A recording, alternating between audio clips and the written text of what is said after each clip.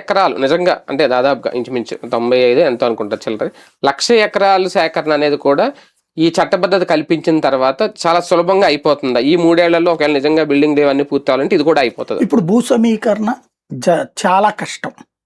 ఇప్పుడు ఎవడెవట్లా ఇక ఎవరు కూడా ఎందుకంటే అక్కడ చూశారు ప్లాట్లు 12 సంవత్సరాల నుంచి వాళ్ళ ఫ్లాట్ వాళ్ళకి ఇవ్వాల. నేను నిన్న రిటర్నబుల్ ఫ్లాట్లు అంటే అప్పుడు కోర్టు కూడా ఏదో జీవో ఇచ్చినట్టుంది 90 రోజుల్లో మీరు హ్యాండ్ ఓవర్ చేయలేదు. హ్యాండ్ ఓవర్ చేశారు. కాగితాలు అందరి దగ్గర ఉన్నాయి కానీ ఫ్లాట్లు లేవు. ఎక్కడ ఉన్నాయి? మొన్న నారాయణ గారు చెప్పారు కదా కొన్ని అక్కడ ఇచ్చామని. నేను ఒక పెళ్లి ఫంక్షన్కి వెళ్ళాను. అక్కడ అమరావతి ప్రాంతానికి సంబంధించిన ఒక రియల్ ఎస్టేట్ వ్యాపారి గెలిచారన్నమాట. 50 ఎకరాలు ఇచ్చాడు ఆయన. ఒక ఆయన అడిగా నేను, మరి మీ భూమి ఇచ్చారని. ఇచ్చారు సార్ అన్న. ఎక్కడ తీసుకున్నారు ఫ్లాట్ అని. ఫ్లాట్ ఎక్కడో ఇవ్వలేదు సార్, కాగితం ఇచ్చారు. కాగితం లోన్ ఇస్తున్నారా అని అడిగా. కాగితాల మీద లోన్ ఇస్తే మొత్తం ఈ పాటికి అయిపోయాయి సార్. అదే అంటే కాగితం అలాట్మెంట్ చూపెట్టారు కదా.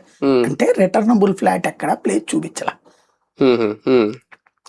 అది చూపెడితే రియల్ ఎస్టేట్ కొత్త కాన్సెప్ట్ అవుతుంది. ఇప్పుడు వీళ్ళు ఆగుతున్న అయితే మొన్నటిదాకా అప్పట్లో 10 లక్షలు వాల్యూ చేసేది 4 కోట్లకి వెళ్ళింది. ఇప్పుడు 2 కోట్లు బలుకుతుంది. అంటే అది ఇవ్వకుండా ప్రైవేట్ డెవలప్మెంట్ అనేది కూడా ఈజీగా జరగచ్చు. అంటే వీళ్ళు